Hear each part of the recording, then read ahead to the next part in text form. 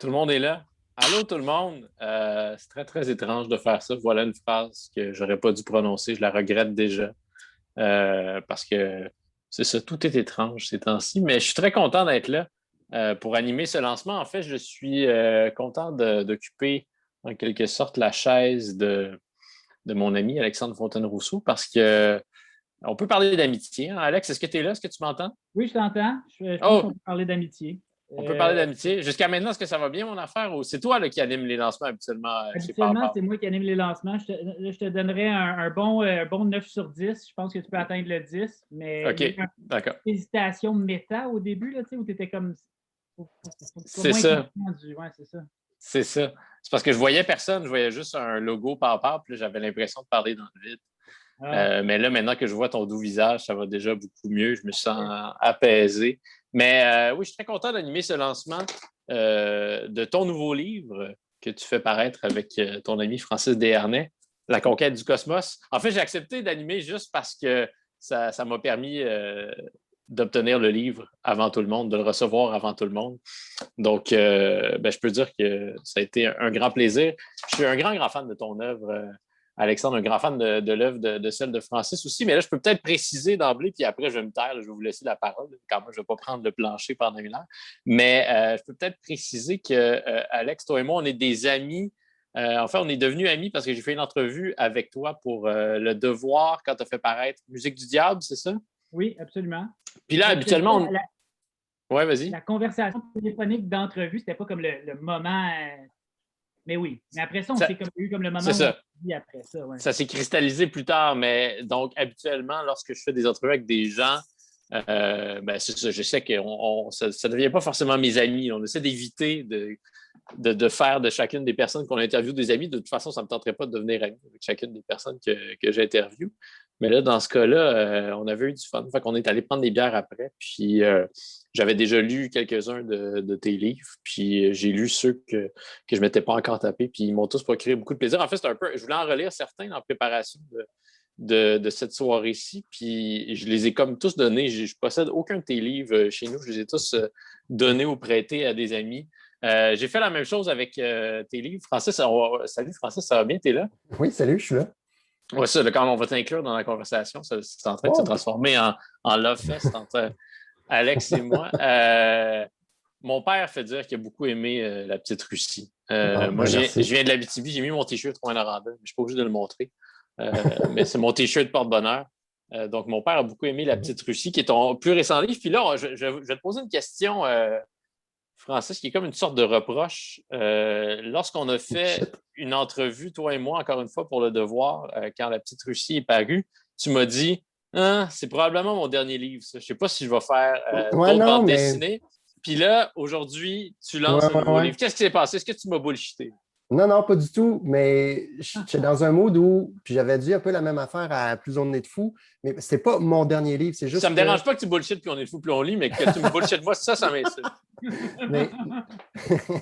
Non, mais ce que je veux dire, c'est à cette époque-là, puis encore aujourd'hui, c'est juste que je me vois pas vieillir à faire la bande dessinée pendant encore 15 puis 20 ans. Puis il y a des livres que je veux absolument faire. La Petite Russie, c'en était un. J'ai comme un autre projet, mais en même temps, là, il y a des projets qui arrivent, puis il y a des collaborations qui se présentent. Puis avec le livre avec Alex, il était prévu avant La Petite Russie. Hum. On avait fait les premiers aviateurs, puis déjà, il commençait à parler de la conquête du cosmos. Puis là, moi, j'ai dit, ouais, ben là, Alex, là, attends, là, moi, là, j'ai mon grand livre à faire. Puis là, il me Je suis obligé taquinait. d'écrire mon chef-d'œuvre, là. Grand livre par opposition à comment Les tu niaiseries que qualifierais je la fais avec conquête du Alex. cosmos? Oui, c'est ce que j'allais dire. Là. Il te reste peu de livres à écrire, Francis, puis tu choisis de consacrer ce temps-là à faire un livre comme celui-là. Mais bon, c'est ça. Je ne le dirai pas, cette phrase-là que je la dirai pas. Non, mais c'est ça, c'est parce que moi, faire des livres pour moi, écrire et dessiner tout seul, ben, c'est ça. J'essaie de focusser sur les projets qui vont être vraiment importants pour moi, qui vont m'apporter beaucoup, puis que j'ai vraiment envie de m'investir. Après, l'autre pendant de mon implication en bande dessinée, c'est les collaborations. Puis ça aussi, j'essaie de choisir comme il faut les collaborations que je fais. Tu sais. Puis Alex, les premiers aviateurs, j'avais eu bien du fun à le faire. Ce genre de livre-là, tu sais, plus minimaliste, là, avec des cases qui se répètent, c'est déjà super.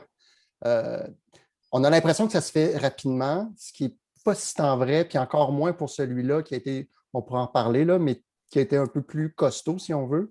Mais quand tu reçois le scénario d'Alex, puis déjà tu es crampé, tu te dis, ben non, mais là, mais il faut que je le fasse, là, tu sais, ça n'a pas le choix. Puis même, j'ai envie de dire, c'est la première fois que j'ai collaboré avec d'autres personnes, avec Caroline Allard, on a fait un autre livre avec Alex, Les premiers aviateurs. Puis c'est la première fois qu'en lisant le scénario, je me dis, shit, je ne suis même pas sûr que mes dessins sont nécessaires. Tellement que les dialogues sont forts. Les dialogues, tu sais. Fait que j'ai fait C'est très touchant, ça. Mais non, je pense quand même que ça prenait des dessins. Alex, j'imagine que tu vas être d'accord. Absolument. Là. Puis l'autre affaire qu'il faut dire sur ce projet-là, je pense, c'est Francis a un peu mentionné, c'est qu'on le traînait depuis un certain temps, dans la mesure où, en fait, on avait quand même fait une exposition juste après la sortie des premiers aviateurs à Québec. Donc, Les premiers aviateurs, qui est votre précédent livre qui est paru en 2016. 2016, c'est ça. Puis je pense qu'au début 2017, on avait fait une exposition avec le Festival de bande dessinée de Québec, avec le Musée des beaux-arts. Puis déjà, ce que je m'étais dit, c'est au lieu de faire mettons, les premiers aviateurs, l'exposition, faisons quelque chose qui pourrait être le début d'un chantier sur un projet de vie. Puis, de partir de ça, veux pas, il y a comme des drôles de contraintes que finalement, en fait, c'est intéressant parce que la structure du livre, d'un bord, tu as les Russes, puis de l'autre, tu as les Américains. C'est quelque chose qui est né d'une contrainte qu'on avait dans l'espace de cette exposition-là. Dans l'espace, c'est un bon jeu de mots. Oui, c'est ça, pun intended, même pas tant. Mais parce qu'il y avait 2 rangées de cellules dans lesquelles on faisait des espèces d'installations. Puis on s'est dit, bien, une rangée de cellules, ça va être le bord des Soviétiques, puis une autre rangée de cellules, ça va être le bord des Américains, puis ça va raconter un peu cette histoire-là comme ça à travers l'environnement. Mais c'est comme très drôle de partir d'un projet de livre qui en fait, qui a déjà des bases dans quelque chose de complètement. Puis c'était la première fois que, je ne sais pas si Francis, c'était la première fois que tu faisais une expo, toi? De cet ordre-là, oui, j'avais déjà fait un parcours avec Motel Galactique. Qui est déjà. Mais moi, c'est la première fois qu'on faisait ça. Ouais. Puis c'est comme. Finalement, c'est drôle parce qu'il y a des contraintes de l'exposition qui ont fini par avoir un impact sur la structure du livre, ce qui est vraiment la première fois que ça m'arrive. Parce que je suis souvent que ça invité dans des musées d'art aussi, il faut le dire. Oui, on ne t'invite pas assez souvent à exposer dans les musées d'art contemporain, Alexandre. Je dis tout le temps ça. Si j'avais 2 $ à chaque fois que je dis ça, je serais riche aujourd'hui. Les gars, pouvez-vous me raconter comment vous êtes rencontrés? La bande dessinée, hein? Tout le monde se connaît dans le milieu de la bande dessinée, c'est comme une grande famille.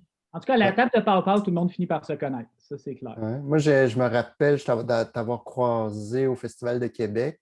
Ouais. Puis après ça, je pense que la première fois qu'on s'est parlé pour vrai, c'était au lancement de Motel Galactique. Ouais, c'est ça.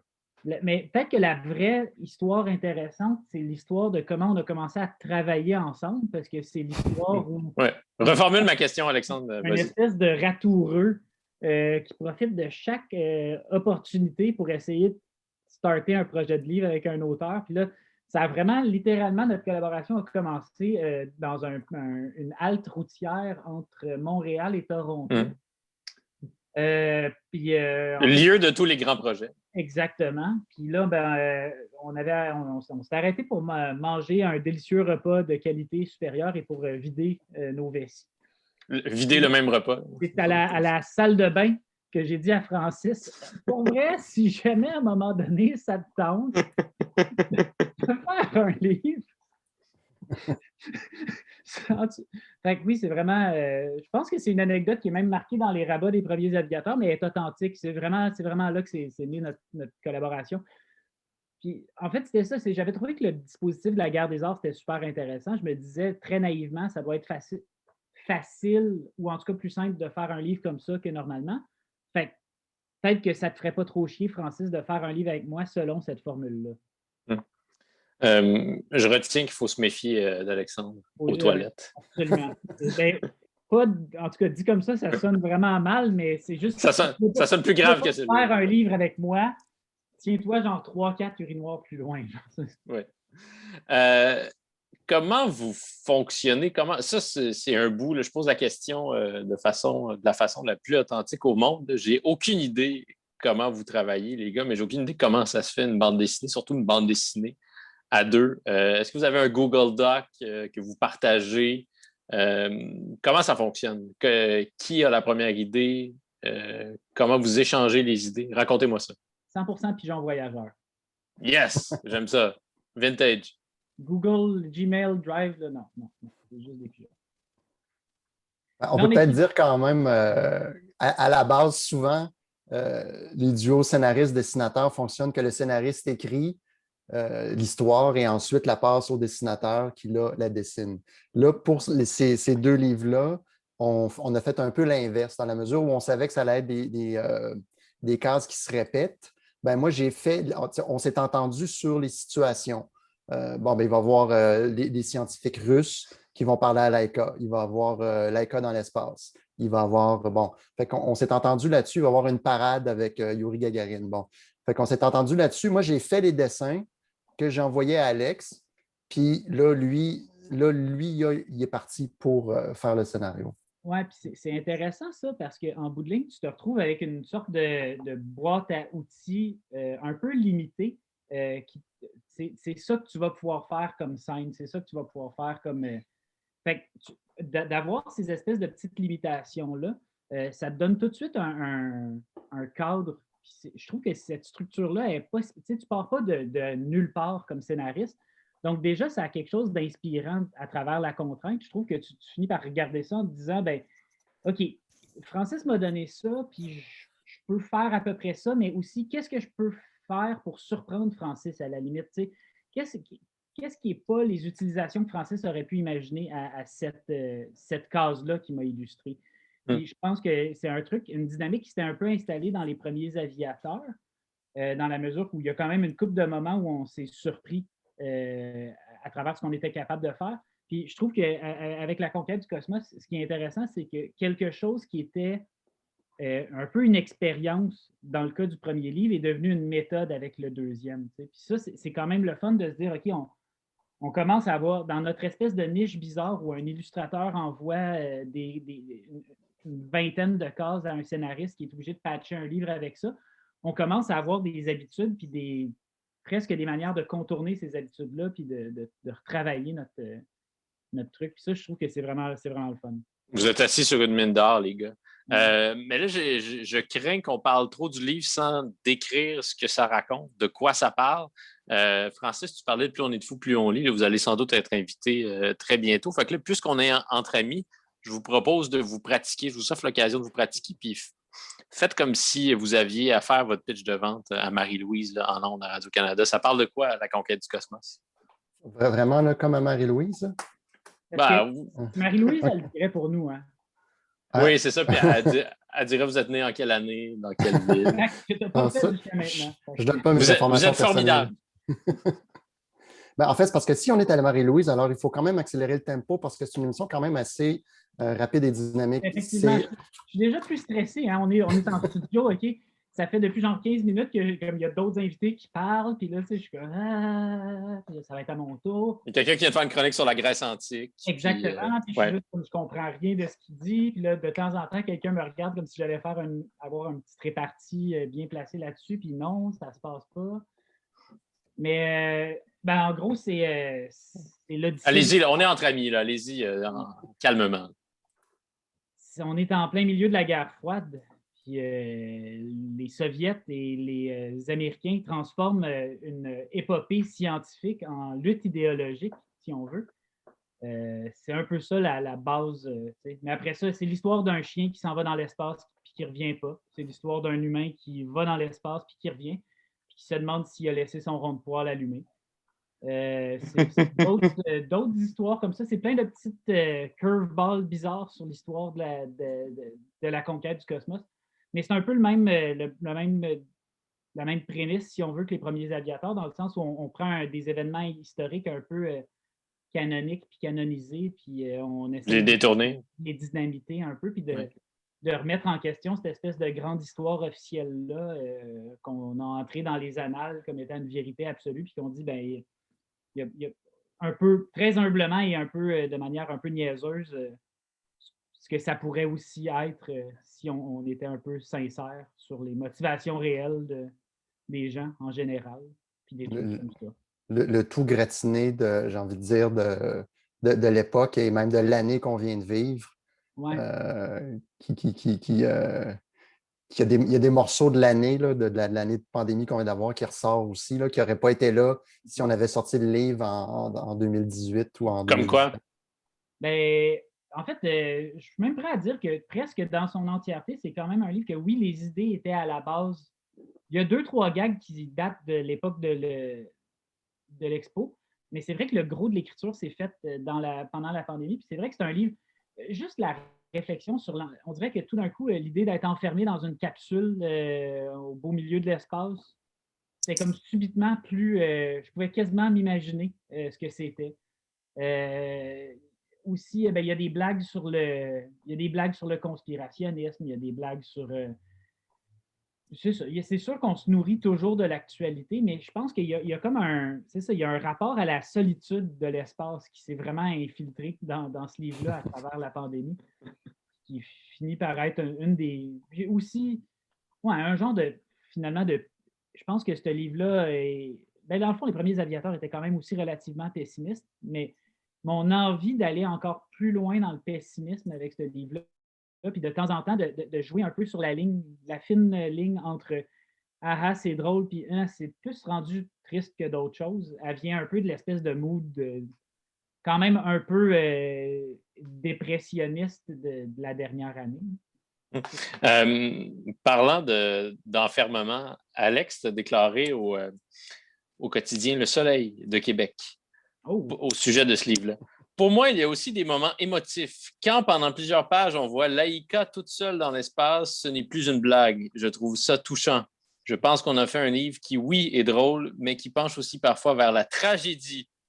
On a essayé de jouer sur cette tension-là. Est-ce que ça va, Alex? Un chien dans l'espace, puis là, tu verses des larmes. En plus de ça, la manière dont je veux dire, un chien dans l'espace, c'est terrible. C'est terrible que l'humanité n'ait pas demandé la permission au chien avant de l'envoyer dans l'espace. Mais aussi, je pense que mon premier. Excuse-moi, Francis, c'est comme bla bla bla bla bla bla. Ah non, vas-y. Mais par ailleurs, le moment où j'ai comme vraiment ressenti pour la première fois la solitude de Laïka, ça remonte aussi à l'exposition. Puis en fait, j'étais comme. Il y avait comme des pièces où tu rentrais, puis il y avait une track audio. Puis c'était bien DIY quand même comme truc. Là. Puis, les tracks audio, je les enregistrais chez nous. Là, puis tu rentrais dans une pièce, puis il y avait Laika dans l'espace. Puis là, j'avais enregistré genre 2 minutes de moi qui fait des ruff. Puis de plus en plus triste et isolé. Tu sais qu'il y a des gens qui ont été enfermés pour moins que ça. Oui, mais est-ce qu'ils ont été exposés dans un musée pour autant? Oh non! Fait que c'est ça. Fait que déjà, à ce moment-là, on dirait qu'au bout de mes 2 minutes à jouer le personnage de Laika, j'avais senti un peu de la tristesse de Laika. Puis à partir de là, j'ai plus jamais pu prendre ça juste pour une joke. Francis, c'est ton premier livre en couleur. Est-ce que c'est vrai? Oui, tout à fait. Quel défi ça représente, ça?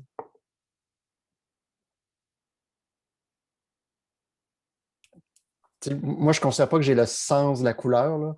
Il y a des gens qui sont vraiment capables de bien agencer les différentes couleurs. Moi, c'est quelque chose que je trouve ça plus difficile. Fait que pour que je m'en sorte, il ne faut pas qu'il y en ait beaucoup. Fait que quand Alex me dit il faudrait qu'ils soient en couleur, puis les Russes ils vont être rouges, puis les Américains vont être bleus, j'ai dit OK, ça se gère. Une couleur par. Par section, je suis OK, on va y aller. T'sais. Fait que après, ben, c'est de gérer les contrastes puis ouais, c'est ça. Dans ce cas-ci, en plus, c'était des. Là, c'est vraiment technique. Là. Ça va être vraiment un bout de plate. Tu passes de questions quand tu veux. Là. Mais on est là pour couleurs, ça, ça m'intéresse. sincèrement. OK. Normalement, quand on lit une bande dessinée, mettons, là, tu lis un vieux Tintin. Là, Oui. prends Ça ton m'a vieux porté Tintin. comme référence. Ouais, Tintin, OK. Ça va, ouais.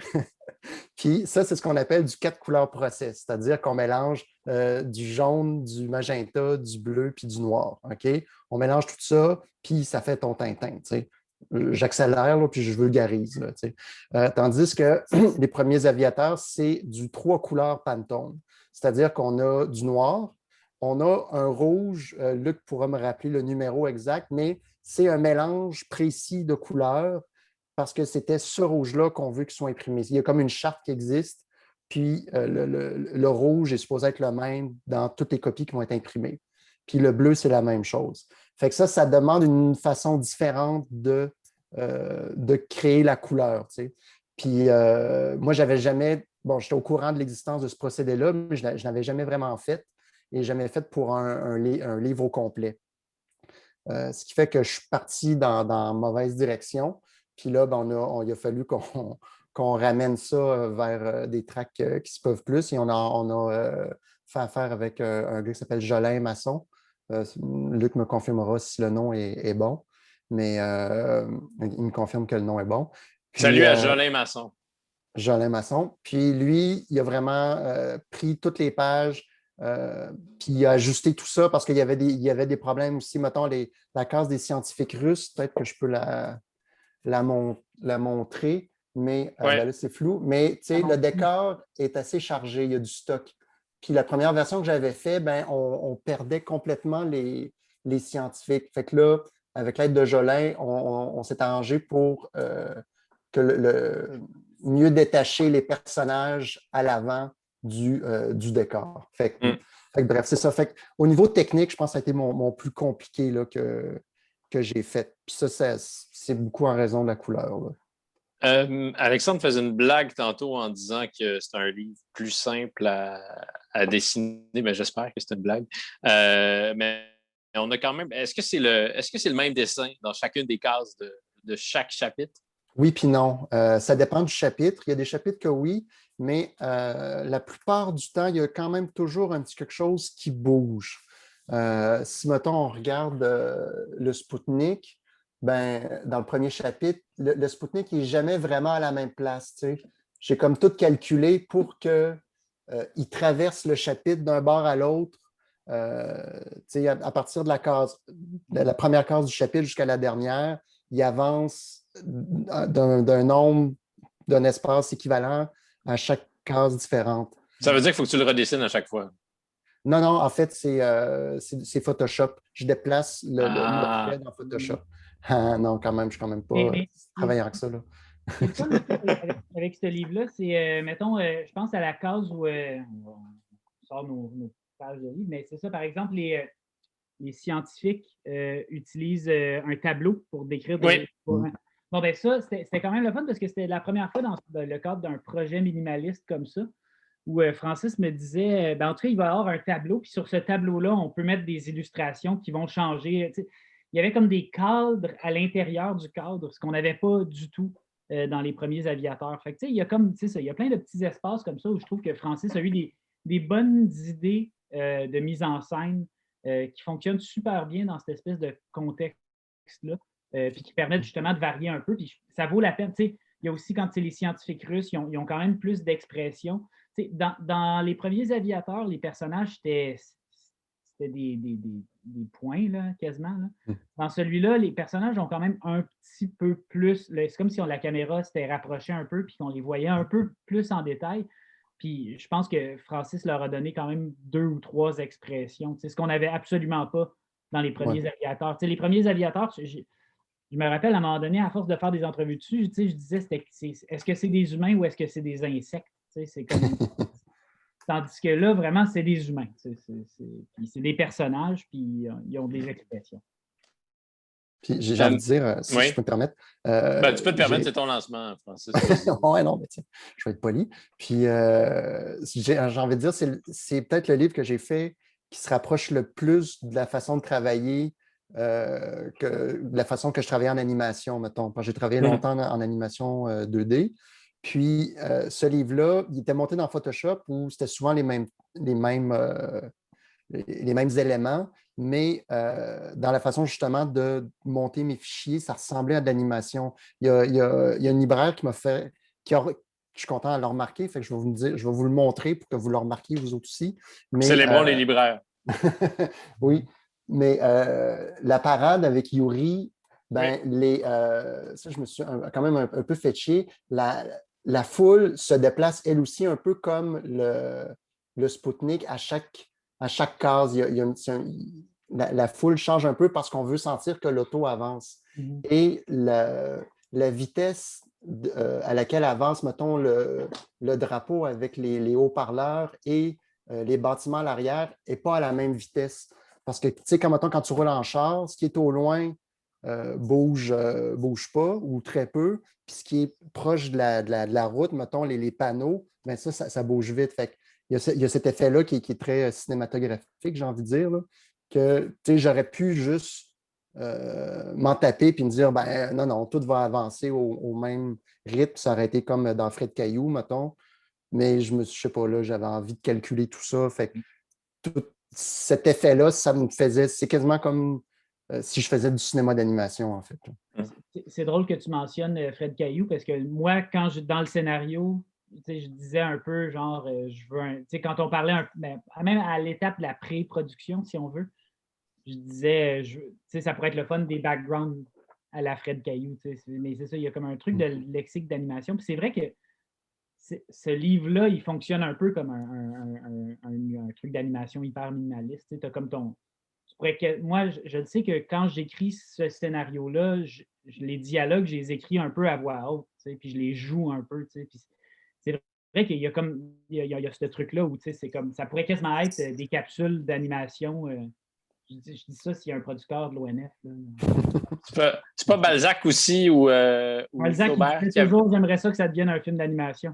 Oui, ben, c'est une de ses phrases célèbres, effectivement. Non, mais est-ce que c'est Flaubert ou Balzac qui avait son gueuloir, là, il allait gueuler ses romans pour s'assurer que ça coulait bien? Ben, je sais pas. Moi, j'ai pas de gueuloir, mais par contre, des fois, les gens me demandent si je peux travailler dans un café, puis je leur dis c'est impossible parce que je fais des faces en écrivant, puis je joue les trucs, là.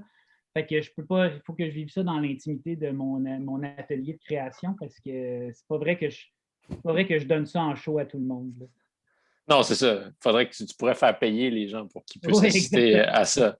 Très ça peu, serait une bonne passe. Là, est-ce que vous avez eu, comme ils disent effectivement, est-ce que vous avez je me demandais ça en lisant le livre, là, parce que vous êtes toujours sur la fine ligne entre le brillant puis le niaiseux. Puis le risque, c'est de basculer de l'autre côté. Là, parce que Yuri Gagarin qui revient de l'espace puis qui se demande s'il a laissé un rond de poêle allumé, ben moi, je trouve ça hilarant. Là. Mais on dirait qu'il manque comme un élément pour que ça devienne trop. Donc, ma question, c'est est-ce que vous avez une jauge, un gauge à niaiseux pour vous assurer de ne pas sombrer? Un stupidomètre. Bien entendu. C'est même un terme, tu vois, déjà établi. C'est le stupidomètre. Je ne le connaissais pas, oui. On passe toutes nos gags dans le stupidomètre, puis après ça y est, on est dans la zone rouge du cave. Puis, mais non, ben, je sais pas. Je pense que moi, ce qui est le fun, c'est que, étant donné que je travaille toujours avec des illustrateurs, j'ai comme un premier public. Je peux envoyer des trucs à Francis, puis il va me dire haha, c'est drôle par opposition à c'est cave. Il te le dit. Il me le dirait, je pense. Vous avez cette relation de confiance. Ouais. Oui. Mais en même temps, c'est pour ça que je choisis de travailler avec Alex, parce que je n'ai pas à y dire ou à peu près pas, tu sais. À quelque part, c'est ça aussi. Je veux dire, il y a la personnalité d'Alex que j'aime. Fait que ce que je reçois, ben, j'embarque dans tout. Là. En tout cas, c'est rare que je dis ouais, c'est peut-être arrivé une fois ou deux là, sur tout le livre. Là, ça arrive, là, mais. Mais c'est sûr que c'est une question que moi, je me pose tout le temps. Puis c'est sûr que j'ai comme des fois, je veux dire, moi-même, là, des fois, je lis ce livre-là, des fois, puis je suis plus du bord du c'est très drôle, puis d'autres fois, je suis du bord du c'est vraiment niaiseux. Puis je ne devrais pas dire ça au lancement. Là, achetez-le, c'est brillant. Mais peut-être que c'est vraiment niaiseux aussi. Ça se peut que ce soit ça. J'engage ma crédibilité en disant que c'est un livre brillant. Ah, t'es smart. Mais j'engage pas grand-chose. Là. Mais quand même. Non, mais sûrement ton quota de crédibilité commence à augmenter. Mais ouais, fait que c'est ça. Fait que c'est sûr que c'est une question que je me pose tout le temps. Puis à un moment donné, ben, la réponse, c'est est-ce que je me fais rire? Si je trouve ça drôle, ben, je me dis, il y a quelqu'un d'autre qui va trouver ça drôle, puis c'est correct. Puis je le sais que j'ai des. Au moins, ce que je sais, c'est que j'ai des préoccupations qui traversent aussi. Fait que, même si c'est vraiment niaiseux, l'angoisse du rond de poil est sincère. Je pense qu'il y a quelqu'un quelque part qui va se reconnaître dans l'angoisse du rond de poil. Fait que c'est pas. Même si c'est très niaiseux, c'est aussi très concret. Ça revient un peu à ce que je disais, tu sais, peut-être qu'il a passé la totalité de sa run dans l'espace à se dire Calisse, j'ai-tu laissé mon rond de poil allumé, tu sais. Puis c'est le genre, je peux te dire que si moi tu m'envoies 24 heures dans une navette spatiale, je vais me poser cette question-là. Tu sais. Fait qu'est-ce que c'est niaiseux ou est-ce que c'est pas quelque chose en quoi tout le monde.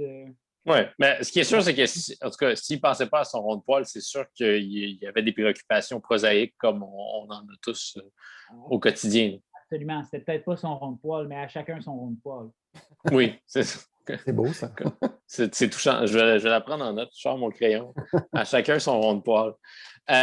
Mais jusqu'à quel point ce livre-là, c'est une critique de ce projet un peu farfelu quand même, là, qui consiste à aller dans l'espace. Je sais que ça a des visées scientifiques importantes qui nous ont permis de faire des découvertes qui ont une utilité dans nos vies quotidiennes, mais il y a quelque chose qui est aussi un peu, qui est de l'ordre de la vanité, non, là-dedans? Oui, ben c'est ça. Moi, ce que je trouve un peu déplorable, c'est le moment où ça devient un genre de concours de qui est capable d'envoyer le plus de gogos dans l'espace. Ouais. Qui est capable de pisser plus loin. Là. Exactement. Il y a cette partie-là dans cette espèce de course à l'espace-là qui est quand même un peu déplorable. Puis on peut se dire, on aurait pu faire ce projet-là. C'est drôle parce qu'il y a vraiment un superbe documentaire qui s'appelle For All Mankind de Hal Reinert. Puis, le nom du documentaire, c'est pour toute l'humanité. Mais il y a comme une partie de ce pour toute l'humanité-là qui. Mais il y en a plein. C'est pour toute l'humanité, mais c'était mauditement un boys club. C'est pour toute l'humanité, mais les Russes font ça pour faire avancer le grand projet communiste, puis les Américains font clairement ça pour essayer de regagner des points après s'être fait donner le pion.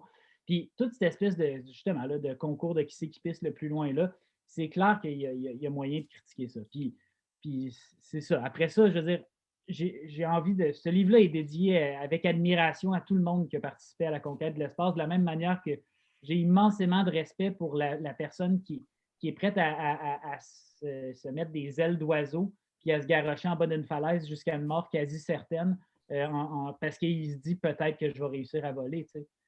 Fait que c'est toujours des livres qui partent d'un mélange d'admiration puis de dérision.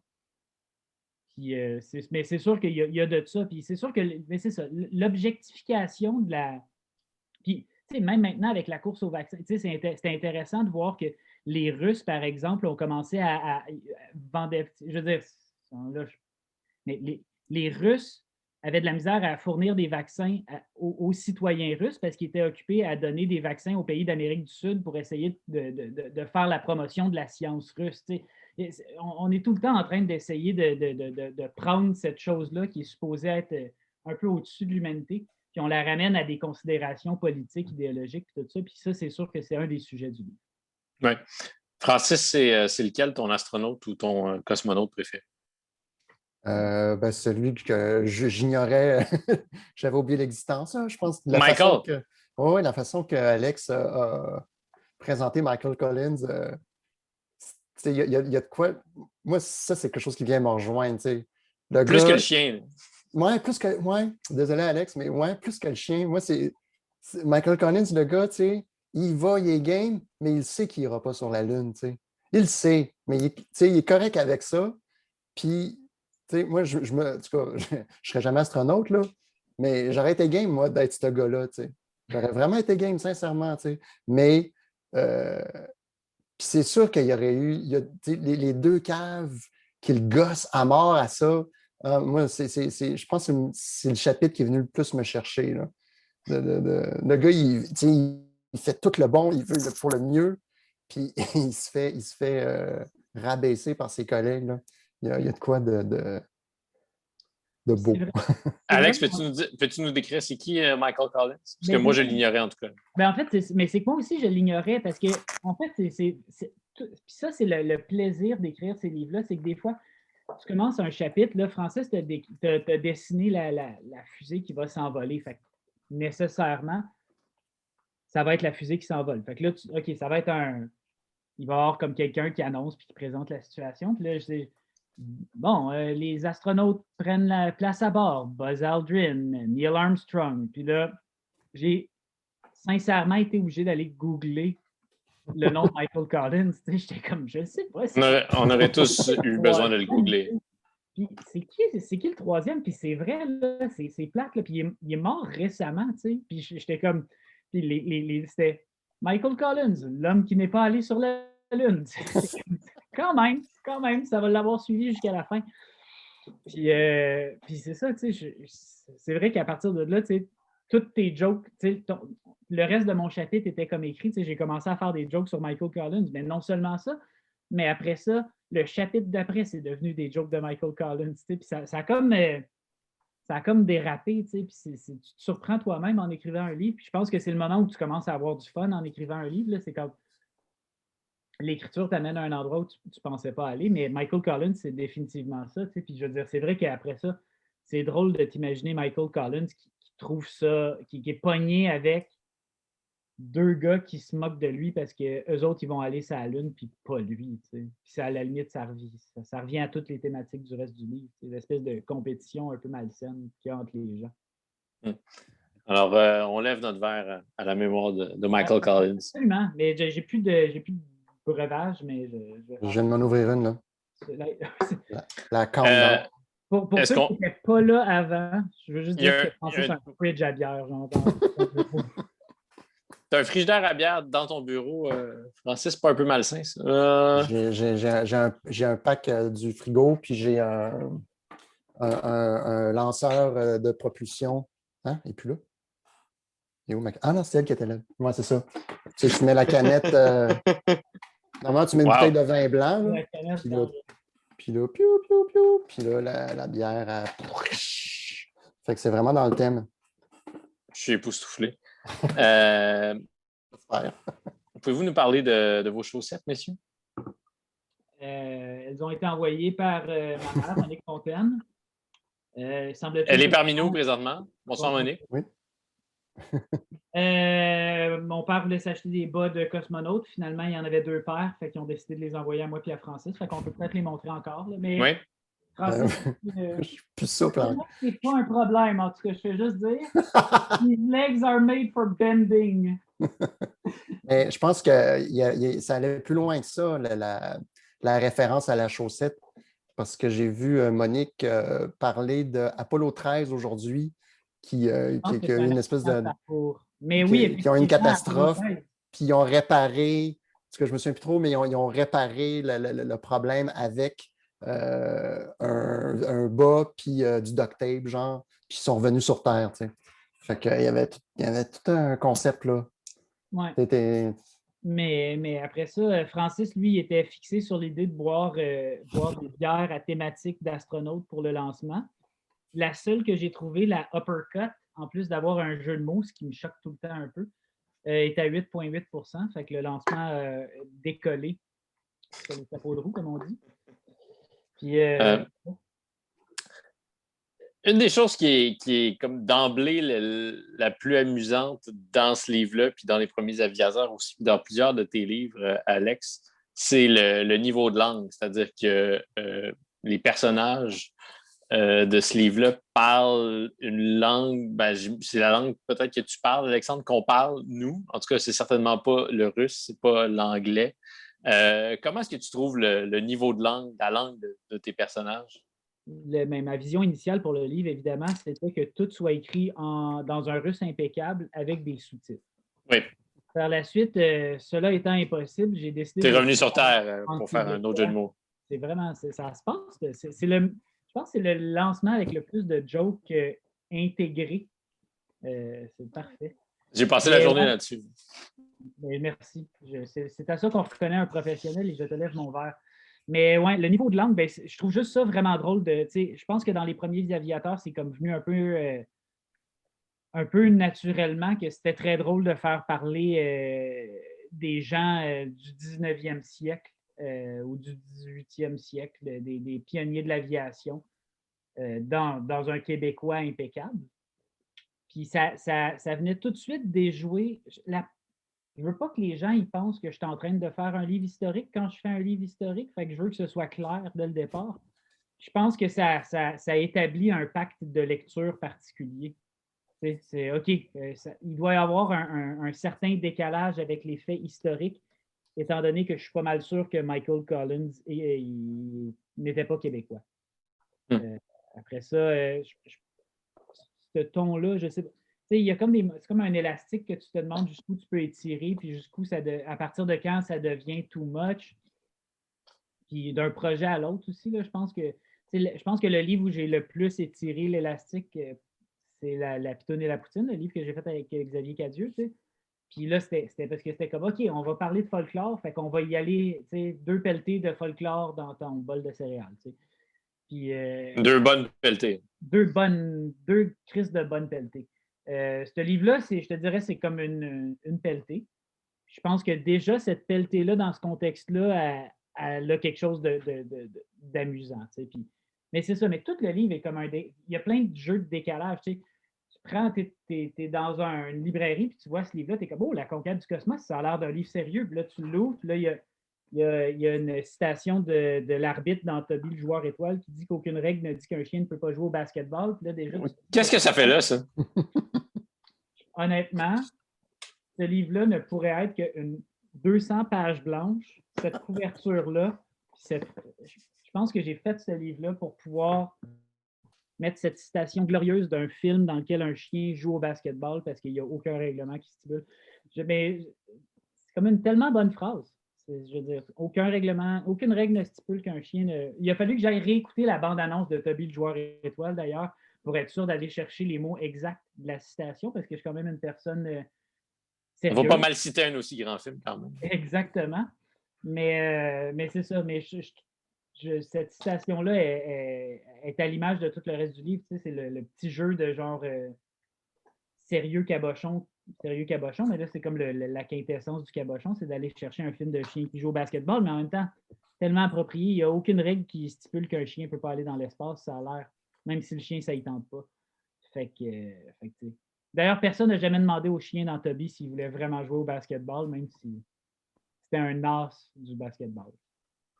Tu parlais de la pitoune et de la poutine, ton livre précédent, Alex. Puis là, dans le rabat de ce nouveau livre, dans ta notice biographique, c'est écrit « Après avoir essayé de surfer sur la vague de la petite Russie avec sa propre odyssée du terroir, la pitoune et la poutine », j'ai le goût de demander à Francis, qu'est-ce que Alex n'a pas compris pour que la pitoune et la poutine... Je présume que la pitoune et la poutine ont connu un peu moins de succès en librairie que la petite Russie. Ouais, je sais pas. Là, c'est des chiffres On ne sait pas. Je hein? connais pas. Moi, je sais pas. Je sais pas. Moi, j'ai l'impression que c'est à peu près au même niveau. Ah oui, OK, d'accord. À peu près le même degré de succès. Mais ça, c'est ce que Luc m'a dit. Luc m'a dit, non, faites-toi-en pas, Alex, les 2 livres se sont vendus à peu près... Mais tu sais ce qui rime avec éditeur, c'est le mot... Ouais. C'est ça. Mais, ouais. Je sais pas ce que j'ai... Mais c'est pas vrai. J'ai pas fait la pitoune et la poutine parce que je voulais surfer sur la vague du succès de Francis. J'ai fait la pitoune et la poutine parce que j'ai grandi en Outaouais, puis qu'en Outaouais, les gens essayent de te faire croire que Joe Montferrand, c'est un grand héros. Puis après ça, tu grattes un peu, puis tu te dis, c'est quand même juste quelqu'un qui avait l'air de boire assez pour ne pas vouloir payer ses tables de bière en étendant son pied au plafond. Puis son plus grand fait d'armes, c'est supposément d'avoir varlopé des Anglais dans la rivière en swingant un Irlandais par le pied. Puis là, genre, on est en train de faire des statues à l'honneur de Joe Montferrand et tout ça. Puis là, genre, après ça, peut-être que Joe Montferrand est un héros moins porteur que les pionniers de l'Abitibi. Du communisme abitibien, oui. Exactement. Mais tu vois, là, je tentais de semer la zizanie dans votre duo en évoquant vos chiffres de vente respectifs, puis ça n'a pas fonctionné. Donc, je constate que votre duo est soudé, puis ça m'émeut. On est au-delà des chiffres. des ventes en dessous de la. Non, il faut juste que j'assume les jokes de prix littéraires à Alex. Ouais, Oui, c'est ça. Bon, c'est ça que j'avais en tête. C'était moins les chiffres de vente que les C'est prix plus littéraires. ça. Faut que tu acceptes que quand j'arrive avec mon projet de livre cabochon sur la conquête du cosmos, tu t'en vas peut-être pas gagner un prix littéraire. C'est plus ça. Moi, j'ai tellement de reconnaissance. Merci, Francis, de vouloir faire la. Genre, tu aurais pu attendre le livre après La Petite Russie, ça aurait pu être comme ton. Oh, après La Petite Russie, qu'est-ce que. Oh, mais il a attendu 5 ans avant de faire un livre, mais ma foi, c'est grandiose. Et à la place, une couple d'années plus tard, c'est comme.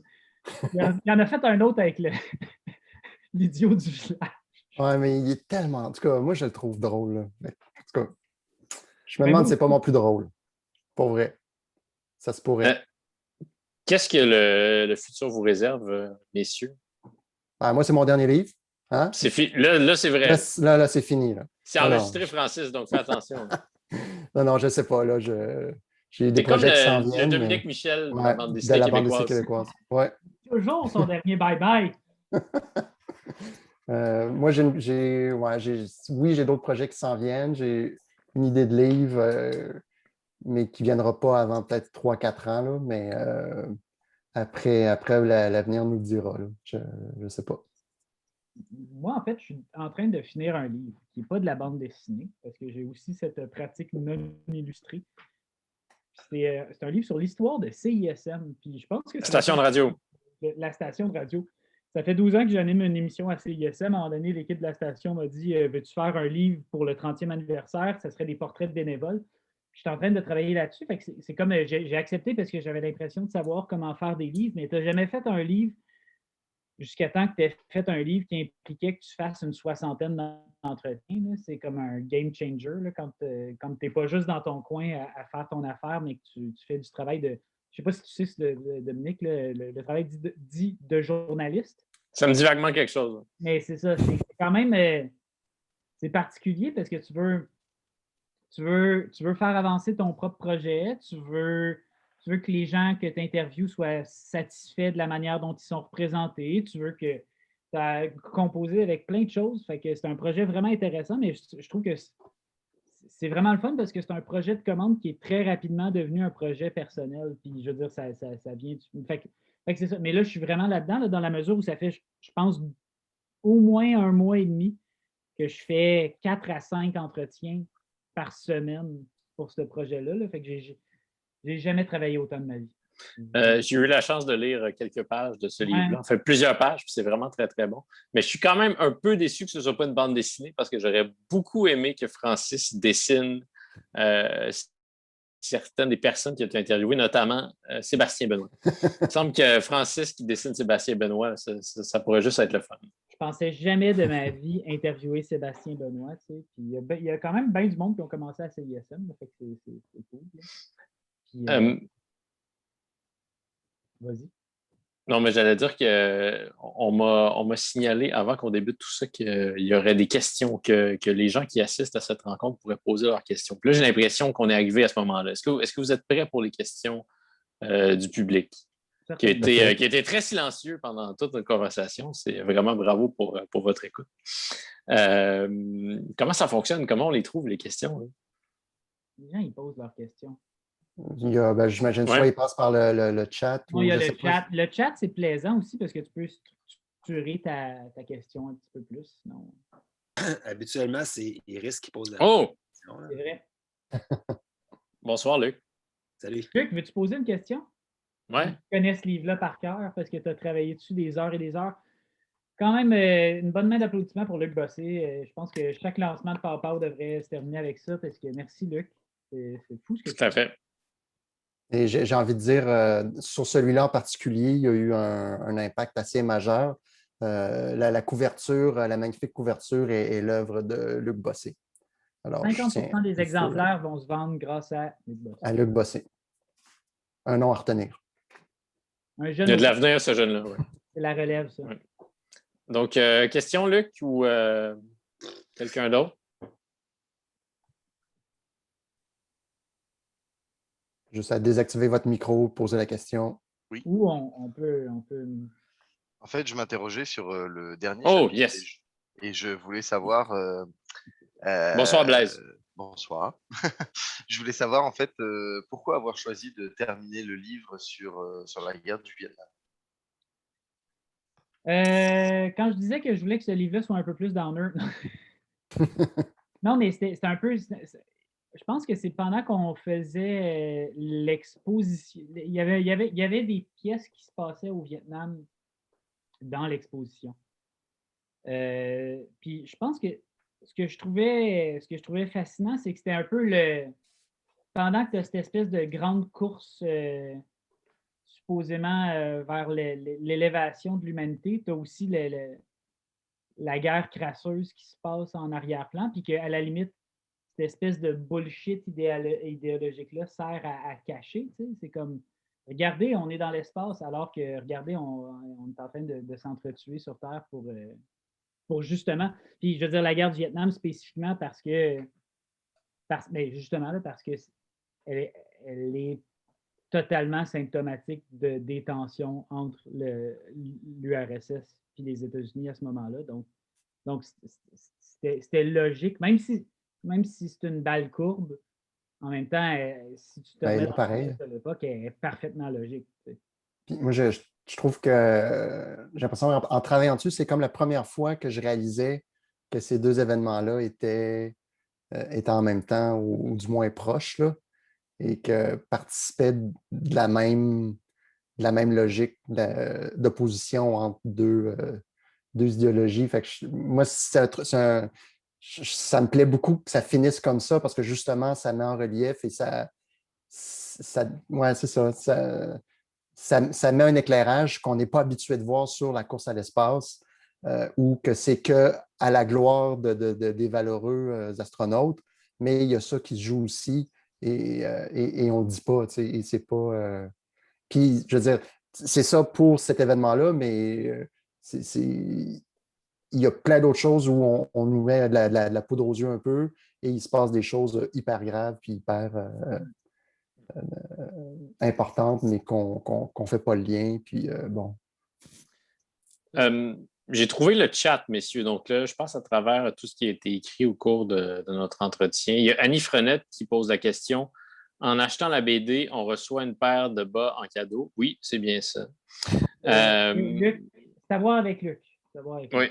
Il y a ta mère, Alexandre, Monique, qui dit « Je trouve ce chapitre émouvant avec sa manière d'explorer la solitude, le chapitre sur Michael Collins. » Effectivement, c'est très émouvant. J'aime ça savoir que je touche.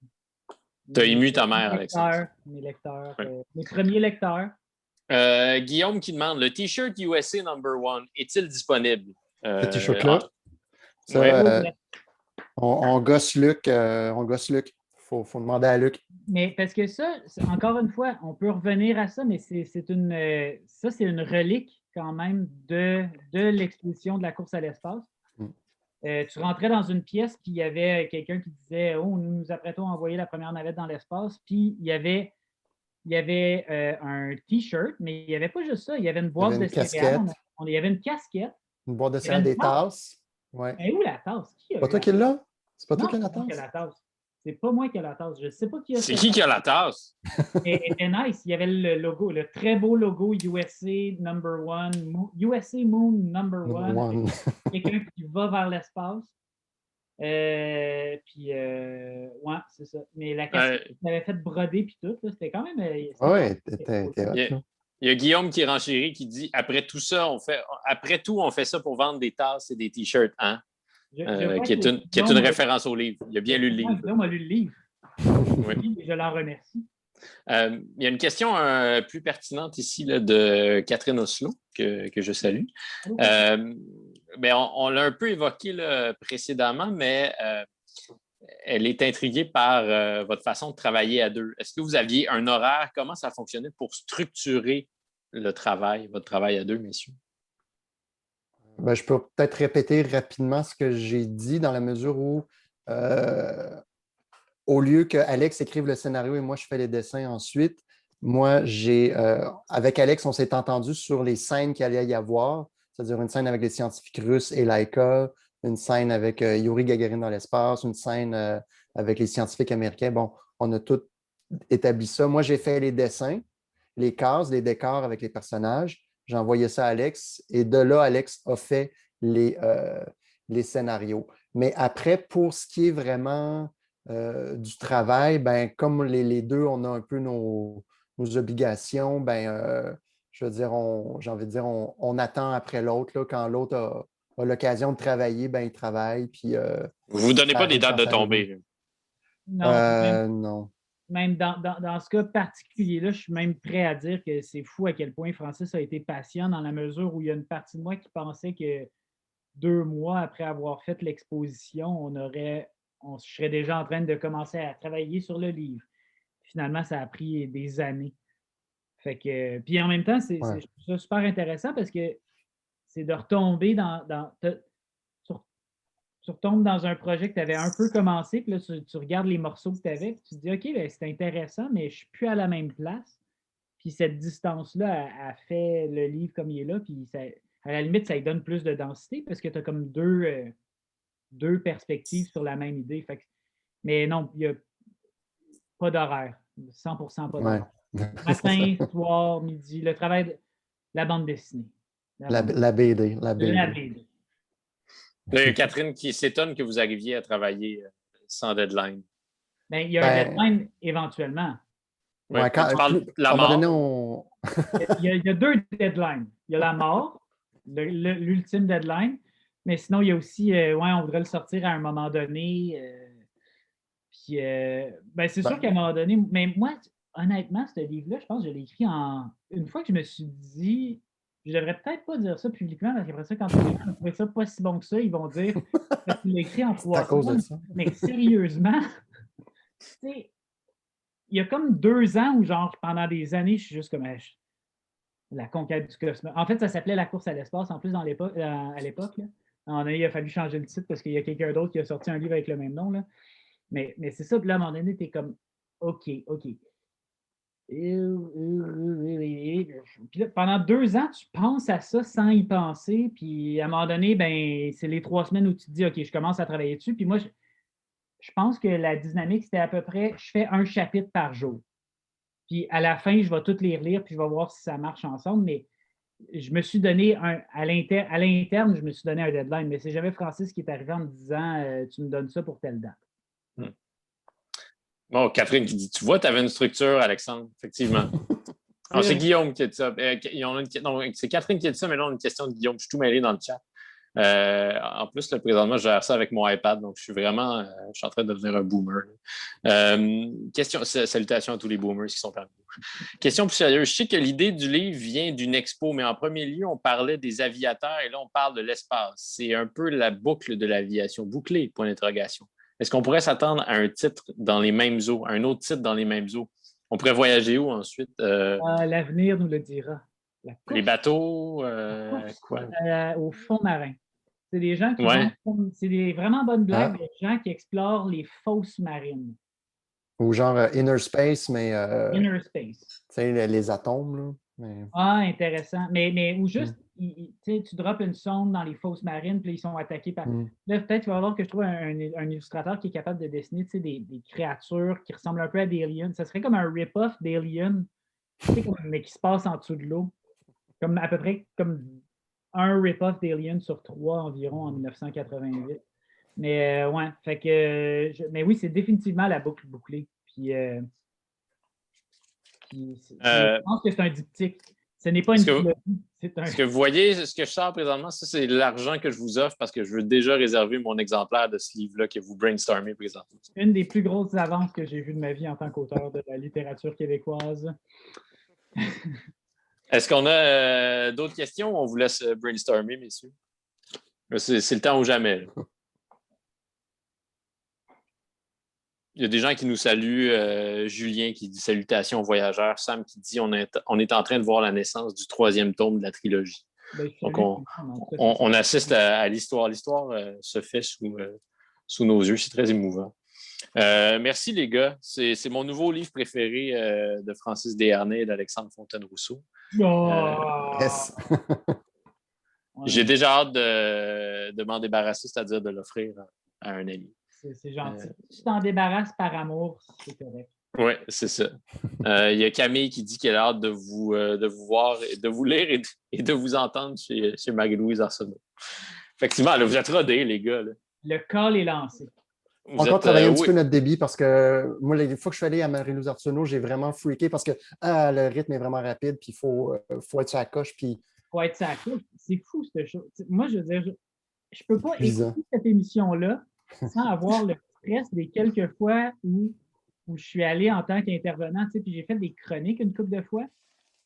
Puis, en tout cas, bref, c'est vraiment stressant. Vraiment. Ouais, j'attends encore ma bonne participation à cette émission-là. Là. Je suis Mais toujours pas. La dernière fois.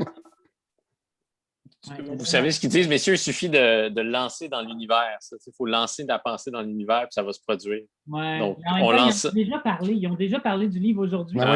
OK. D'ailleurs, je pense que ça vient avec le thumbs up depuis On est fou puis on lit ce livre-là. Ça va prendre un bandeau. Luc, un bandeau.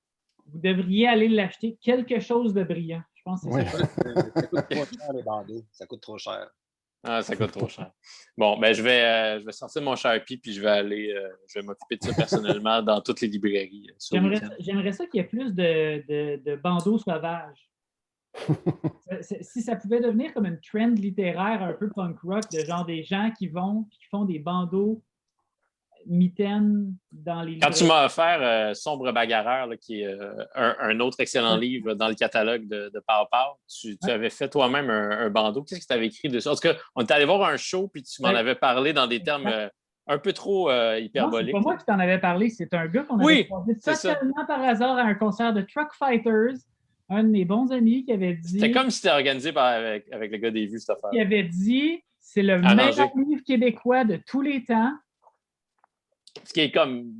c'est un bon livre, là, mais tu sais... Non, mais écoute, à chacun ses opinions. Peut-être que la faune du show de Truck Fighters a plus tendance à triper sur Sombre Bagarreur. Que sur Hubert Aquin ou Michel Tremblay ou Danny Laferrière ou Anne Hébert. Mais tu sais, il faut en revenir de ces classiques à un moment donné. Il faut en revenir. Ouais. Donc, c'est ce que tu avais écrit sur ce bandeau fait maison que tu m'as offert. Pour vrai, si ça devenait une affaire régulière, genre les gens qui font des bandeaux pirates, là, ça serait fou. Ou des librairies qui font leurs propres bandeaux. Tu sais, je sais que la pression revient aux éditeurs beaucoup, mais un bandeau écrit à la main, là, je pense que la personne ne le jette jamais. Tu ramènes un livre avec un bandeau à la maison, tu calisses ça au recyclage. Il y a un bandeau qui a été fait par quelqu'un à la main qui dit « C'est le meilleur crise de livre que j'ai lu de mon hostie de vie. » Ça devient ton signet dans ce livre. Catherine Oslo dit faut en revenir de ces classiques à un moment donné, ça ferait un excellent bandeau, ça. On pourrait le mettre sur la moitié des livres. Oui. Tout à fait. C'est une très belle idée. Fait que ce serait quoi votre bandeau de rêve pour la conquête du cosmos? C'était niaiseux, mais c'était drôle. Ça résume un peu notre conversation de ce soir. Ça serait mon bandeau de cauchemar parce que pour vrai, puis je veux dire, avec tout l'amour que je dois à tous les gens qui ont dit du bien de mes livres, mais des fois, je suis derrière la table, genre dans des salons du livre, là, les gens, ils prennent un de mes livres devant moi sans savoir que je suis moi, puis là, ils disent « T'as-tu lu ça? C'est vraiment niaiseux, mais c'est vraiment drôle. » Puis je suis comme « J'espère que c'est pas juste niaiseux. » Non. Dans mon... bravo, les gars. Oui. Merci, merci pour ça. Est-ce qu'on a une question de chez les Fontaine-Rousseau? En direct de l'Outaouais? Là, ça sortit. Non, t'inquiète pas, Alexandre. C'est destiné à Francis. Ah! Comment travailler avec Alexandre parce que nous autres, T'inquiète pas, Alexandre, ça va. Je raconterai pas la fois où. Moi, je veux la savoir. C'est bon. Ça sera en privé. Je veux juste dire à Francis que j'ai lu avec un grand intérêt La Petite Russie. Et je suis très ému. Excuse-moi. Jean vient de l'Abitibi. Ah oui? Dans quel coin d'Abitibi? Jean est un homme d'émotion. Bon. OK, ça va aller. C'était bon. Ça veut dire que c'était C'est ça. Ça fait mon Dieu, broyer c'est- mon père, mon ami. Une chance que tu es loin, Francis, parce que tu en mangerais toute une. Ah, ouais. C'est que Ben. quand j'étais au cégep, au début des années 70, mettons Ça y est, les 71, langues 72, il nous est arrivé des fois de discuter de cette petite Russie. On n'en savait pas grand-chose. Puis, des fois, on le prenait comme modèle sans savoir ce que c'était. Puis, Vous êtes, Je répète, originaire je de répète la quel- menace. Francis, mon hostie, t'a fait broyer mon père. T'as pas voulu? non, non, ça va. Mais j'ai trouvé ça tellement bon. J'ai C'est meilleur que les livres de son tellement su quelque chose des fois, on se disait, c'est le modèle à suivre, sans qu'on sache trop, mais on espérait quelque chose de ça. Puis là, il y a une trace très nette. Puis, oui. c'est toi qui l'as fait. Merci beaucoup. Ah non, mais C'est une Ça- pas pire critique, ça. Si je faisais des livres, je voudrais un commentaire comme ça. J'avoue que Ben- Alexandre qui dit bandeau pour la petite Russie, ça a fait broyer mon père assis. J'ai commencé la conversation en disant ça, que mon père avait aimé le livre. Oui, c'est ça. Ouais. Ça fait broyer les pères. Ah, Ben, Non, mais- ça me touche beaucoup. Je veux dire, moi, c'est mon histoire personnelle. Ben, je veux dire, pas mon histoire à moi, mais c'est l'histoire de ma famille. Alors, c'est sûr que ça me touche. Et puis, ça me touche toujours d'avoir des témoignages et des témoignages de gens qui ont connu l'Abitibi, qui ont connu Guyenne. Et c'est quelque chose d'assez unique. Là. Plus le temps passe, plus je m'en rends compte. Alors, c'est très précieux, là, tous ces témoignages-là que j'ai. J'aimerais quand même savoir de quel coin en Abitibi vous êtes originaire? Moi, je suis né à Rouen. J'ai grandi à Rwanda. J'ai fait mon cégep là-bas. Toute l'école primaire, secondaire, OK. cégep. Je suis allé étudier à l'Université de Montréal. Et puis, quand je suis parti de l'Abitibi, je suis parti avec l'idée que j'y retournerais. Bon, il fallait.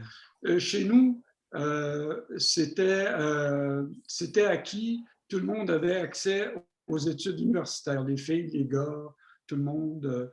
Mes parents ne faisaient pas de différence là-dessus. Ils espéraient que tout le monde étudie. Et puis, moi, je suis allé étudier à Montréal. Je pensais bien que je retournerais.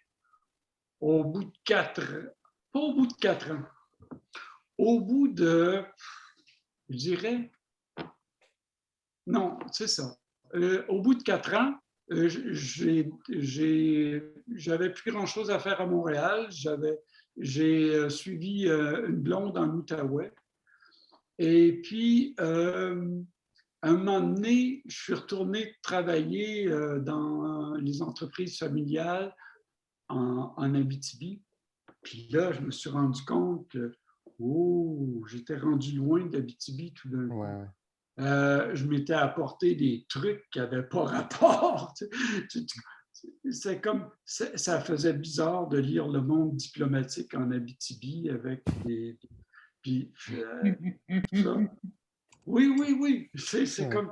Et là, je me suis rendu compte que, il m'était arrivé la même chose qu'à beaucoup de monde qui viennent de l'Abitibi.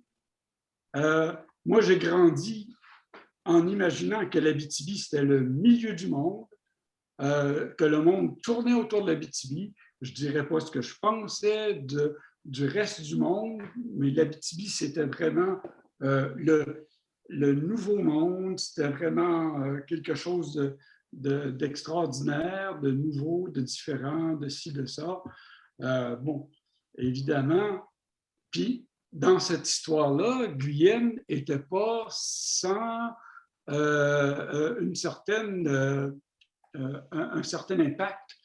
Guyenne était un exemple de ce que l'Abitibi construisait de nouveau. Mais honnêtement, Francis, je ne connaissais pas Guyenne comme je connaissais Guyenne après avoir lu ton livre. Ouais, ben. Puis ça nous est arrivé des fois de parler de Guyenne, puis de ne pas savoir de quoi on parlait. Soyons honnêtes.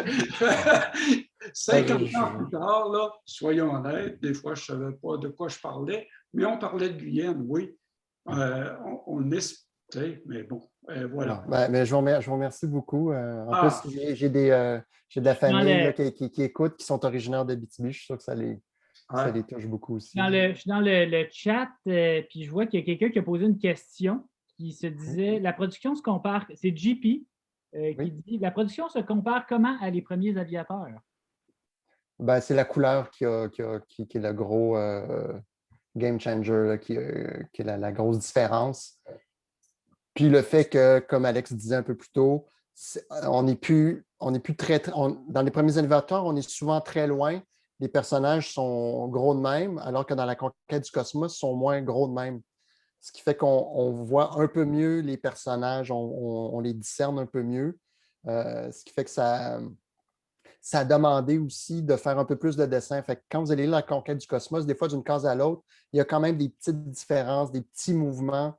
C'est subtil, mais ils sont là pareil, ou des émotions différentes d'un personnage à l'autre. Fait que c'est la même lignée, mais il est très différent aussi. Là. Je sais pas comment. Puis l'autre affaire que j'aimerais ajouter à cette question-là, c'est que l'autre manière dont elle se distingue, c'est que moi, c'est mon deuxième livre que je faisais comme ça, puis Francis, c'est son troisième livre qu'il faisait comme ça. Fait que je pense que les deux, on se posait la question de où est-ce qu'on peut amener ça. Moi, en tout cas, je veux dire, je ne voulais pas refaire 2 fois le même livre. Francis ne voulait pas faire. Déjà, entre la guerre des arts et les premiers aviateurs, il y avait des différences. Je pense qu'à chaque fois, tu te dis, je ne veux pas refaire le même livre. Fait, comment je peux amener ça ailleurs?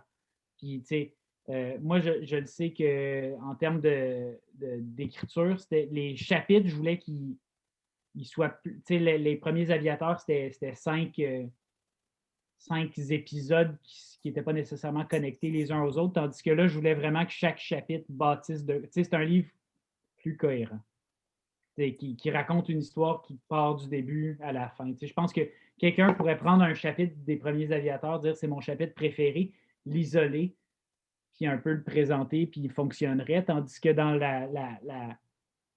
la conquête du cosmos, chaque chapitre nécessairement a besoin du précédent pour exister puis pour être totalement cohérent. Puis je pense qu'il y a un build-up aussi dans l'humour, dans le sens où je trouve qu'une de tes grandes forces, c'est la façon d'installer des inside jokes. Parce que tu en plantes au début, puis là, ils reviennent, puis plus qu'ils reviennent, plus que tu ris, puis plus que.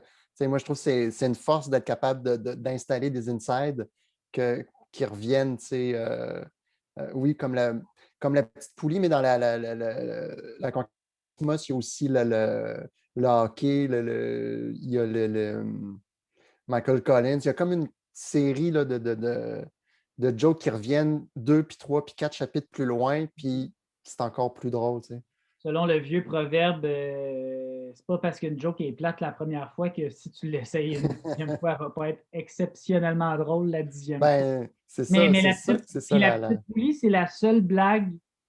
Parce que si vous êtes là à 8h20, je pense que je peux vous spoiler que la petite poulie revient dans la conquête du cosmos.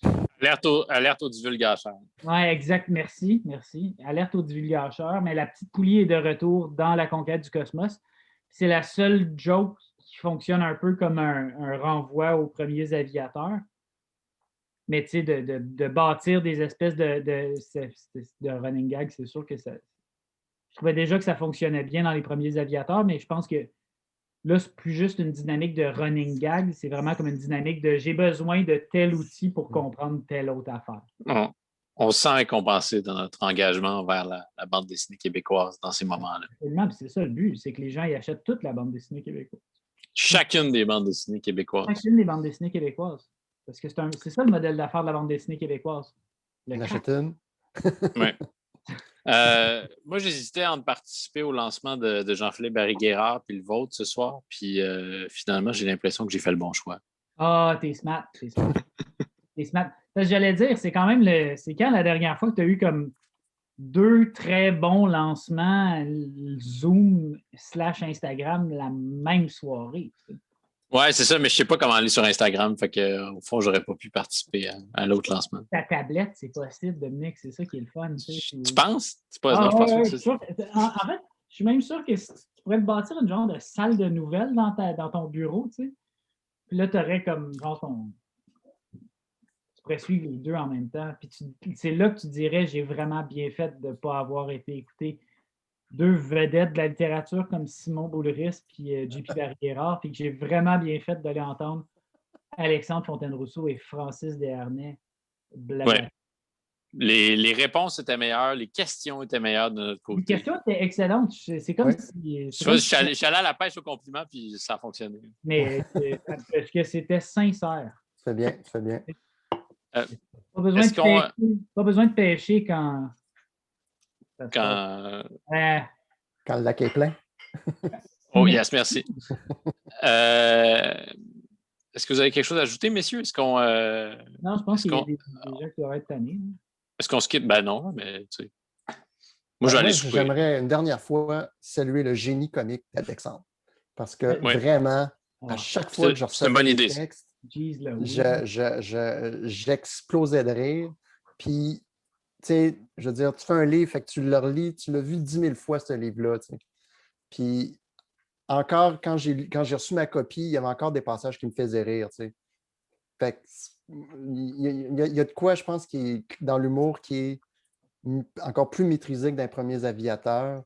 Je sais là, que ma blonde m'a dit hey, là, mais pas les attendre trop hautes, là, mais là, c'est peut-être la bière, là, je ne sais pas, mais je le trouve La vraiment bière drôle. que tu faisais sortir de ta rampe de lancement avec toi tout le camp. Là, Alex, il faudrait peut-être que tu retournes un compliment à Francis. Non, Ce non, serait Non, mais élégant de ta en part. fait, c'est très Non, exactement non. ce que j'allais faire parce que j'allais dire, moi, ce que je remercie, c'est aussi le courage de Francis parce que, à la limite, quand on a fait les premiers aviateurs, mon arnaque d'urinoir était un peu légitime dans la mesure où Allô, Francis, ça te tente de faire un livre? Je pense que ça va être simple, puis ça n'a pas été si simple que ça. Puis quand on a décidé de faire la conquête du cosmos, je pense qu'il savait qu'il s'embarquait dans un gros travail chiant où chaque petit détail bizarre. Ces livres-là, ils ont l'air de rien d'une certaine manière parce qu'il n'y a pas tant de dessins que ça, mais chaque maudit détail, il est tannant. Puis là, il savait en crise quand il s'est embarqué dans ce projet-là. Fait que ça, je trouve ça super émouvant d'avoir pu. Qu'on l'ait fait une fois puis qu'il ait comme laissé passer ça, c'est une chose, mais qu'il ait été prêt à se rembarquer dedans, ça, je trouve ça super émouvant. C'est un des livres les plus toughs qu'on a fait, je pense. Oh! Ouais, je pense que oui. Est-ce qu'ils t'ont coupé l'électricité là, chez vous? Non, mais je la coupe moi-même, j'économise, je fais de la bande dessinée quand même. Là. Mais c'est moody, j'aime ça, c'est le fun. C'est comme. Là, c'est comme si Luc avait peut-être. C'est angoissant. Il a mal pris, là, on le voit plus. Là. On le voyait plus. Je suis là. Oh, salut, Luc. C'est ça. C'est vrai que c'est des livres difficiles à faire. Puis je pense que là, en plus, la couleur, c'était tough. Il y avait plein de petits. C'est ça, c'est plein de petits dispositifs bizarres. C'est quand même une bande dessinée expérimentale. Puis je pense que en tout cas, je veux pas. Il est peut-être tard, tout le monde veut s'en aller. Mais ce que je trouve le fun, c'est vraiment qu'une expérience soit devenue une manière de procéder. Puis que on soit capable d'explorer les possibilités de quelque chose qui a, somme toute, l'air hyper limité, d'une bande. Quand tu regardes La Guerre des Arts puis tu te dis que c'est une bande dessinée faite avec 10 ou 12 dessins, tu te dis c'est peut-être la fin de tout ça. C'est peut-être juste ça qu'on peut faire avec ça. Puis là, finalement, on est capable d'en faire pas mal plus. Fait que ça, c'est cool. Vive les expériences. Absolument. Oui.